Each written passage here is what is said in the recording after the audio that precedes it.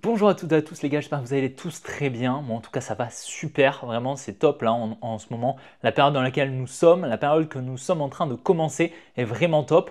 Vous le savez peut-être, vous le savez sûrement, vous avez peut-être suivi un petit peu les news.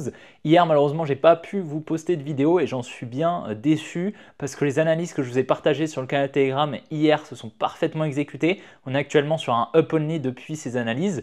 En tout cas c'était top, mais là voilà, vous avez vu, hein, les cryptos sont en train d'exploser. On a la Bitcoin dominance qui est en train de reculer. On a vraiment voilà, le mouvement baissier qu'on attendait, que je vous avais partagé dans les précédents jours, qui est en train de se réaliser. Et si ça continue comme ça va être top. Vraiment, ça va être super. Voilà, je ne veux pas trop faire en sorte que vous soyez trop euphorique parce qu'il faut quand même rester rationnel, bien évidemment. Dans tous les cas, dans cette vidéo, on ira voir Bitcoin qui est bien sûr bullish. On ira voir la Bitcoin dominance qui est bien sûr bearish. On ira voir le Solana, on ira voir le Link, le FET, le Render, le Tao, le CAS. Avant tout ça, on ira voir les trades sur lesquels je suis actuellement et puis on ira les analyser. Voilà, j'ai un bon PNL actuellement, donc c'est plutôt cool.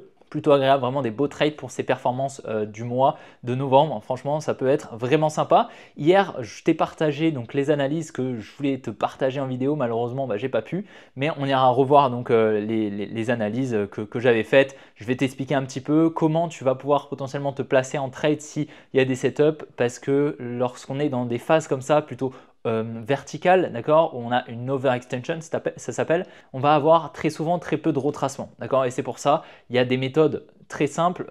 Il y a des méthodes pour trader, alors c'est beaucoup plus compliqué, d'accord, parce que du coup tu vas beaucoup moins te baser sur les retracements, mais plutôt donc sur les redistributions avec le concept de la trading range. Donc ça va être vraiment très compliqué pour rentrer en trade de manière pertinente. Je vais t'expliquer comment on va faire et comment j'ai pu faire donc hier pour rentrer en position. Donc dans tous les cas, si la vidéo te plaît, n'hésite vraiment pas à la liker et à t'abonner si ce n'est pas déjà fait. N'oublie pas également de me rejoindre sur mes autres réseaux qui sont directement en description. Et si tu souhaites peut-être aller plus loin dans ton trading, apprendre un petit peu plus dans l'analyse technique, tu as le premier lien en description qui peut potentiellement t'intéresser. Dans tous les cas, je te souhaite un bon visionnage. Allez, on est parti. Voilà, le Bitcoin est allé chercher les 80 000 $, donc c'est historique, c'est top, ok, vraiment cool. Donc ce qui s'est passé hier, c'était vraiment très intéressant ce qu'on a eu. Donc hier, on avait une espèce de distribution, hein, je te l'avais partagé en vidéo. Ici, on avait surtout une distribution lower time frame que j'ai tradé. Je vais te montrer le trade juste là. Donc j'ai tradé, j'ai shorté le Bitcoin et j'ai close juste là dans la mèche. Pourquoi? Parce que le Bitcoin était très lent. Donc j'ai close à 0,72 R. Donc c'est un petit peu de positif, bon voilà, rien de fou. C'est simplement que le Bitcoin était très lent. Comme tu le vois, on créait en fait beaucoup de liquidités. On n'avait pas l'exécution de la distribution que j'avais et donc j'émettais l'hypothèse potentiellement qu'on n'aille même pas chercher la tiers. Finalement, tu vois, c'est ce qui s'est passé. On n'est même pas venu chercher ce qui était pour moi une tierce, qui finalement n'en était pas une. Parce qu'au final, tu vois, c'était ça, cette trendline ici qu'on était venu liquider qui était potentiellement un transfert et c'était le cas, d'accord? Donc c'est pour ça on est venu protéger en fait ce lot, tu vois, où la smart money a eu beaucoup de contreparties en vente, où elle a pu injecter des positions à l'achat et donc comme tu vois, elle est venue protéger ici ce lot, on n'est pas venu le casser. Donc par la suite, on est venu récupérer ici des liquidités, elle s'est replacée ici, on a réaccumulé là, donc c'était vraiment super confluent. En simultané, j'avais donc les analyses qui étaient extrêmement bullish sur les alts et c'est pour ça c'était la seule non-confluence que j'avais sur mes analyses, c'était ici ces liquidités qu'on avait là sous ces lots, d'accord, mais ce n'était pas obligatoire qu'on vienne les récupérer. C'est pour ça d'ailleurs que j'ai long sur pas mal d'assets.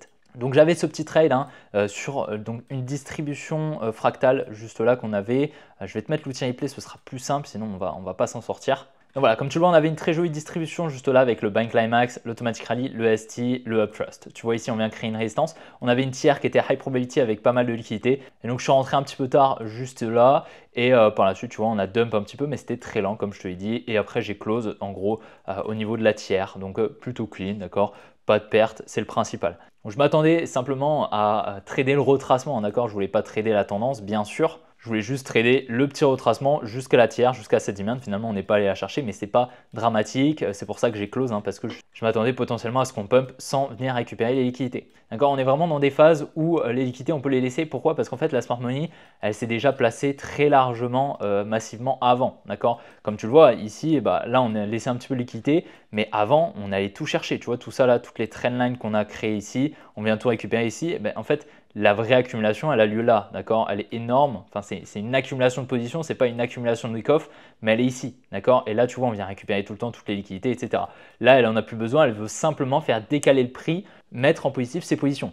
Et donc, elle vient recréer de la liquidité à court terme pour faire pump, pour en fait récupérer ses liquidités les injecter sur le carnet d'ordre, faire décaler le prix du carnet d'ordre et mettre en positif ses positions, tout simplement. C'est pour ça qu'elle vient faire des petites réaccumulations. Donc, comment on va pouvoir essayer de trouver des positions sur les altcoins, sur Bitcoin? Tout simplement, déjà, il faut te dire que pour définir une structure valide, on va normalement attendre 50% du retracement. En gros, entre ce low et ce high, on va attendre environ 50%. Sauf que là, dans des marchés plutôt euphoriques, assez verticaux, on ne pourra pas attendre 50%. Donc en fait, on va simplement se baser sur de la temporalité, de la temporalité et de la création de liquidité. Donc là, on va définir potentiellement une structure valide et nous, on va essayer de rentrer ici. Donc qu'est-ce qui va se passer en fait dedans? On va très souvent distribuer. Puis par la suite, on va chercher la tiers. On a potentiellement une crique qui va se mettre en place, c'est-à-dire un mouvement plutôt lent. On va venir peut-être créer un support ici. Là, tu vois, on aurait peut-être un support juste là qui aurait été créé juste ici. Boum, on vient le liquider et nous, on va rentrer ici. Après le changement de structure en lower time frame, mais pas avant. Et là, ça pourrait être intéressant. Je vais te montrer les analyses que j'ai faites sur les alts hier, mais voilà, c'était globalement ça que j'ai attendu et qu'on a eu. Pour le moment, sur Bitcoin, ici, on aurait une petite trendline, tu vois, juste là, qu'on pourrait venir liquider et ensuite repartir. Voilà, comme je te dis, il y a vraiment, voilà, on va probablement pas faire de gros retracements. Donc pour le moment, on est très overextended. Il y a beaucoup moins de probabilités qu'on retrace réellement. Donc voilà, ici, tu vois, on est venu, pareil, créer un support juste là qu'on est venu liquider. On est revenu ici dans cette demand. Donc pour le coup, tu vois, on pourrait même repartir maintenant, tu vois. Ici, on est en train de créer de la liquidité. Donc à mon avis, ici, l'ATH actuelle, elle n'est pas protégée. On devrait venir le récupérer. Donc c'est plutôt clean pour le moment. Je vais te montrer un petit peu les trades que j'ai. Alors voilà, donc on est sur BitGet. Si tu veux trader, tu as un lien en description si tu le souhaites. Donc voilà, j'ai une position en longue sur Ethereum que je vais te montrer juste après. J'ai une position sur FET à environ 900 $ de PNL. J'ai une position sur Tao également. Bon, elle se traîne un petit peu, mais voilà, elle est tranquille. J'ai également acheté du Runder. Alors j'ai acheté du Runder parce que j'avais quelques liquidités sur BitGet. Donc ce que j'ai fait, c'est que j'ai mis un levier pertinent. Alors c'est un levier x7. Un levier plutôt faible parce que j'ai en gros pris une position en spot que j'aurais dû mettre en spot. Simplement, je l'ai mis avec un peu de levier et en gros, j'ai calculé le levier que j'allais mettre par rapport à mon invalidation sur le setup. Donc, je vais te montrer ça juste après, dès qu'on ira voir le Runder. Mais sinon, voilà, j'ai quelques positions actuellement. J'ai également une position ici sur Tao. Donc, pareil, ça c'est du spot que je voulais placer. J'ai mis avec un peu de levier. Je me suis dit, tant qu'à faire, pourquoi pas. À suivre, la Bitcoin dominance. Alors, je ne sais pas si tu te souviens, lorsqu'on était ici dans cette supply, la supply raffinée. Alors, je vais te montrer la supply qui est super intéressante. C'était cette supply, la supply initiale qui vient effectuer la mitigation des précédents blocs, etc.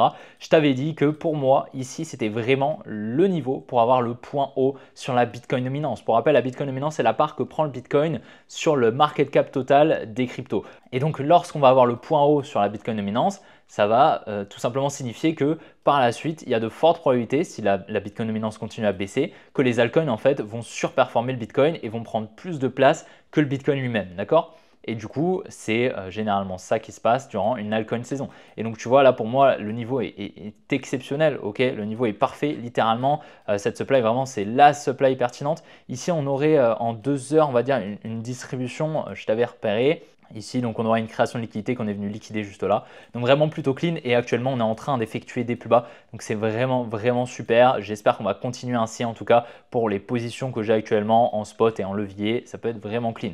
Donc sur Solana, pour le moment, le biais est en train de continuer. Sur l'académie d'ailleurs que j'ai ouvert, je t'avais partagé mon analyse sur le Solana. Donc comme tu le vois, liquidation de la tiers, récupération ici des liquidités. Ici, on avait une grosse réaccumulation pour moi qui était en train de se former. Boum, je m'attendais à des plus hauts. Retour ici dans cette dimension non mitigated. Et donc regarde, qu'est-ce qui s'est passé? Là, juste là, tu vois cette petite flèche, boum, on est revenu chercher la demand, la tiers, la trendline, etc. Et donc, on est venu shift la structure juste là et boum, le prix a littéralement explosé. Depuis, on est à environ 7% sur le Solana. Donc, tu vois, c'est une grosse market cap. Maintenant, Solana devient très, très grosse.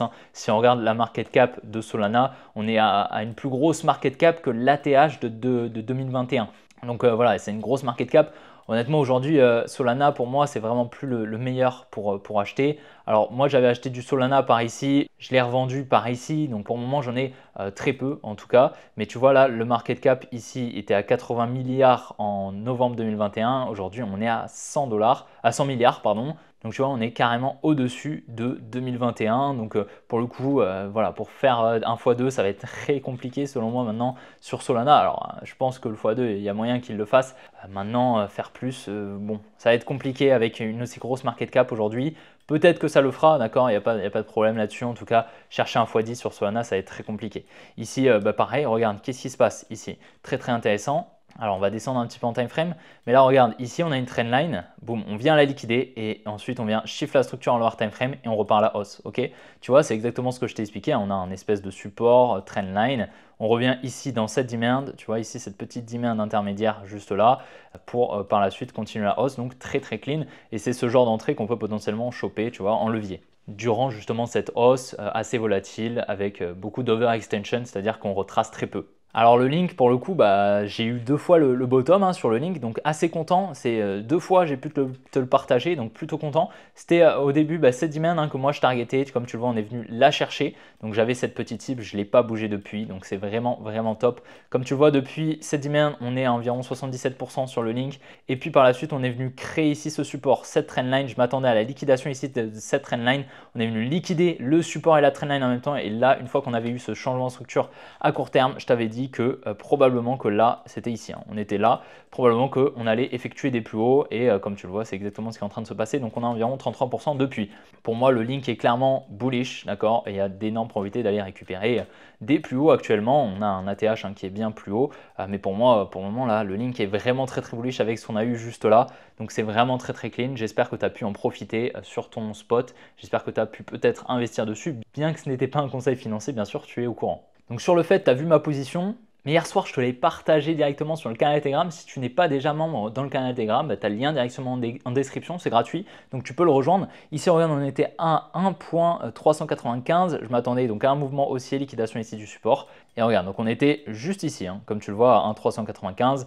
Et depuis, qu'est-ce qui s'est passé? On est venu récupérer les plus hauts. On a fait 12% depuis. Donc très très clean. Qu'est-ce qu'on a fait? Tu vois, c'est exactement ce que je te disais, hein. Il était possible dans la dernière vidéo, hein, je t'avais dit qu'on retrace. Et si on retrace ici, là c'est vraiment pertinent parce qu'on aura un retracement suffisant, etc. etc. D'accord? Mais c'était pas sûr. D'accord? Comme je t'avais dit, c'était pas sûr. Par contre, si on y revient, c'est très intéressant. Mais en tout cas, voilà. En fait, ça va être très compliqué de définir des zones prédéfinies avant le retracement. Ça va être plutôt sur le moment où en fait tu vas voir la potentielle entrée dans laquelle tu pourrais intervenir. Là en l'occurrence, tu vois, j'étais sur le graphique, j'ai vu ici ce magnifique support qui venait être liquidé, ce low ici qui venait liquider ici une trendline qui revenait dans le plus gros bloc baissier juste là, donc vraiment c'était très pertinent. Ce low juste là, tu vois, il faut vraiment faire la rétrospective. Est-ce que les lows précédents sont protégés? Ici on avait une belle trendline qui avait été liquidée, donc un gros transfert main forte main faible avec une accumulation qui avait pris place, donc c'était très clean. On vient liquider le support, on vient shift la structure juste là, je suis rentré juste après, légèrement en retard. Mais voilà, comme tu le vois ici, je suis sur un très beau trade que je vais essayer de hold. En tout cas, mon trading stop, comme tu le vois, est ici et va probablement être déplacé juste là, à mon avis. Dans tous les cas, s'il se retourne, je sortirai en profit. Donc c'est le principal. D'ailleurs, sur tous mes trades hein, que je t'ai partagé, je suis à break-even au minimum, voire en profit sur Ethereum, FET, même Tao, il me semble. Donc voilà, dans tous les cas, je ne perdrai rien actuellement. C'est que du risque free. Et là, comme tu le vois, on avait eu ici une trendline, liquidation de la trendline, donc transfert main forte, main faible, liquidation du support. Et là, pour moi, on avait l'accumulation et le bottom. Et je te l'avais partagé donc sur le canal Telegram. Et je pense qu'il y en avait pas mal qui ont pu en profiter. Pour résumer un petit peu, hein, pour moi, le FET est très clairement bullish. Ici, on revient, comme tu vois, dans tout ce gros bloc baissier. Ce gros bloc était venu récupérer cette demand hein, que je t'avais partagé lorsqu'on était au-dessus du support. Je t'avais dit, récupération de ce support, liquidation de ce support, on incite la domaine à vendre. En face, la smart money achète, c'est le transfert main forte, main faible. Depuis cette demand, comme tu le vois, on est à environ 36%. Bien évidemment, je ne parle pas encore du bottom hein, qu'on avait eu. On est actuellement à x2 depuis. Et je t'avais surtout partagé tous ces highs juste là. Hein. Pourquoi tous ces highs ils sont placés? Tout simplement parce qu'au-dessus de chaque high, tu as énormément de liquidités. Ces liquidités, c'est des ordres à l'achat. Et donc, je t'avais dit que lorsqu'on va commencer à venir récupérer un petit peu de high, tout simplement, ça va faire décaler le prix plutôt violemment, le prix de l'actif. Et pour le moment, tu vois, j'avais placé ce que j'avais vendu, j'avais pris des profits sur Tao, j'avais placé sur FET et je t'avais partagé ce changement un petit peu que j'avais fait. Même si voilà, j'ai toujours des positions sur Tao, mais pour moi, le FET actuellement était bien plus bullish et avait potentiellement un meilleur risk-reward à aller récupérer. Et pour le moment, le FET est clairement en train de surperformer le Tao. Donc ça, pour le coup, je suis pour le moment en tout cas sur un move plutôt bénéfique. Et on est en train tranquillement de récupérer tous les highs que je t'avais mis en valeur. À mon avis, là pour moi, on va aller récupérer la next target pour moi actuellement. Sur le FET, ça va être cette zone juste là, cette supply, donc au niveau des 2,1 $. Pour moi, c'est vraiment ce qui est le plus pertinent actuellement. À mon avis, ce lot est protégé, hein. C'est pour moi le plus cohérent. Donc bien évidemment, on n'est pas à l'abri, peut-être qu'on aura une grosse distribution qui va se dessiner, bien sûr. On n'est pas du tout à l'abri qu'il se passe ça. Pour le moment, en tout cas, c'est très bullish, selon moi, bien sûr. Donc sur l'under, hein, je t'avais expliqué, alors il me semble que je t'avais expliqué dans la dernière vidéo que pour moi je passais bullish par là, ok. Là comme tu vois on est venu créer une trendline qu'on est venu liquider, donc plutôt clean. Et depuis la dernière vidéo on était à peu près là, on est en train de faire un plus 13%. Et actuellement le billet est clairement bullish. On était venu donc récupérer ici cette trendline plus ce support qui incitait beaucoup la dumb money à vendre en face, tout simplement la smart money à acheter. Ça lui a permis donc de se placer avec un prix moyen d'achat environ ici parce qu'elle est venue en fait effectuer une accumulation d'ordre dans toute cette zone rose, d'accord. Ce transfert il exécute en higher time frame de manière plutôt longue, tu vois, sur tout ça. Ok, c'est vraiment là que le retournement il se crée, mais dans la fractalité il est plutôt ici avec une liquidation pour finir, pour avoir justement, pour lire en fait le retournement. On va attendre la liquidation finale qui est donc ici avec la trendline, la liquidation de cette trendline et de ce support qui a eu lieu juste ici. Pour moi en tout cas je suis très bullish et à mon avis on va effectuer des plus hauts sur l'under. C'est pour ça que je me suis davantage positionné, même si j'ai des positions depuis très longtemps en spot sur l'under, je me suis positionné davantage en spot plus en levier avec enfin une position spot que j'ai allouée en levier. Donc pour moi l'invalidation en fait sur le render sur mon trade, donc je crois j'étais à peu près ici, tu vois, dès que je suis rentré et voilà, pour moi il y avait moins 10% maximum à aller chercher avant mon invalidation qui était juste sous ce lot. Donc si on vient à casser ce lot, pour moi il y a de fortes probabilités par la suite d'aller récupérer plus bas. Donc c'est pour ça mon invalidation est juste là. Et donc j'ai mis il me semble environ 1300 $, tu vois, sur l'under en levier x7, ce qui me permet donc en cas de retournement, non seulement de ne pas me faire liquider avant qu'on atteigne mon invalidation, d'accord, c'est bien le but, ok, c'est pour ça que j'ai pas mis un levier x2, x3, parce qu'en effet, pour moi, mon invalidation, elle était juste au-dessus, d'accord, et en effet, sur under, je suis prêt à perdre. Voilà, j'ai déplacé mon stop loss, hein, il me semble, donc là, je perds quasiment plus rien. Je crois que mon stop loss, je l'ai mis ici. En tout cas, si je ne l'ai pas fait, je le mettrai juste là au 5.01. C'est pour moi le plus pertinent là. L'invalidation à présent est juste là, d'accord, sous ce lot, qui est plutôt pertinent. C'est pas impossible qu'on y revienne, d'accord, si on y revient ici, qu'on effectue un retracement juste là, dans cette dimension juste là, ça pourrait être vraiment une bonne zone pour intervenir de nouveau sur l'under. Mais pour le moment, en tout cas, je vois rien qui me montre qu'on ait un retournement. Donc à voir. Mais pour le moment, je suis plutôt bullish et il est vraiment pas impossible que Render effectue un joli pump. Jusqu'à la TH, on est à environ 150%, ça fait un x 2,5. C'est plutôt intéressant. En tout cas, c'est le leader de son marché qui est donc des GPU décentralisés qui servent donc à l'IA pour faire les calculs. Et donc c'est pour ça, à mon avis, c'est vraiment un projet prometteur dans les prochains mois. Je l'espère en tout cas du moins. Donc sur Tao, alors Tao juste là, tu vois, je t'avais partagé au sein de l'académie, ici comme tu le vois, vraiment la liquidation ici de ce petit support, on était au 496 juste là. Donc regarde où c'était juste ici au 487. 16, voilà, 496 ici, ok, on était juste là, depuis on est environ plus 13%, donc plutôt clean. Moi je suis rentré juste ici, comme tu le vois, on est venu ici liquider ce lot, retour dans cette demand qui était pour moi protégé, qui venait mitigated les précédents ordres, et donc, du coup je suis rentré au changement de structure lower time frame, et comme tu le vois, on vient mettre en positif ma position. Alors en fait, pourquoi je suis rentré de manière plutôt agressive? Parce qu'en fait j'avais une grosse confluence avec ces liquidités au nord, juste là, pour moi il y avait d'énormes probabilités d'aller récupérer, et voilà, c'est chose faite, donc plutôt clean. Maintenant, je suis en risque free avec même des gains qui ont été sécurisés. Donc tout bénef, franchement tout bénef. Je vais essayer de hold ce trade. On verra en fonction de ce que va faire le Tao. En tout cas, voilà, je m'attendais à potentiellement un retournement ici. Hein, d'accord, je l'assume totalement. Hein, c'est ce que je t'ai dit dans la dernière vidéo. Mais bien évidemment, on ne va pas se figer dans son scénario en attendant ici cette zone, alors que là, on a une accumulation qui a pris place. Regarde, ici, qu'est-ce qui se passe? On vient créer un support juste là, on vient le liquider, on a un changement de structure, etc. Là, on a de nouveau un changement de structure en higher time frame. Donc en fait, c'est très clean, d'accord? Je ne vais pas attendre toujours ici cette zone, il n'y a aucun intérêt. Je vais bien évidemment moduler mon scénario en fonction de ce que va nous faire le prix, parce que le prix n'est pas figé, il va bouger, d'accord, et donc forcément le scénario doit bouger également. Et là on a eu une jolie réaccumulation comme je t'en ai parlé juste avant, donc liquidation d'un support. On revient ici dans cette demand, tu vois, cette demand elle est non mitigated, hein. Regarde, on avait un petit peu de fair value gap ici entre sa high juste là et donc ces equal low. On vient liquider, on vient récupérer la fair value gap. Cette fair value gap elle signifie tout simplement qu'on n'est jamais revenu dans cette demand, donc très pertinent. Je m'attendais au moins à une réaction, c'est ce qui a été fait. On est venu shift la structure, une entrée très pertinente ici, et là pour le moment tu vois je suis sur environ 5 R quasiment, donc c'est plutôt clean. Sur fait je crois que j'ai vraiment une grosse position. On n'a pas regardé combien de R j'étais, mais là actuellement je suis à environ 8,5 R sur le fait. Donc plutôt intéressant, de gain latent bien sûr, avec donc un trailing stop juste là sur le fait. Avec l'explosion du CAS, donc j'ai eu beaucoup de questions par rapport au CAS.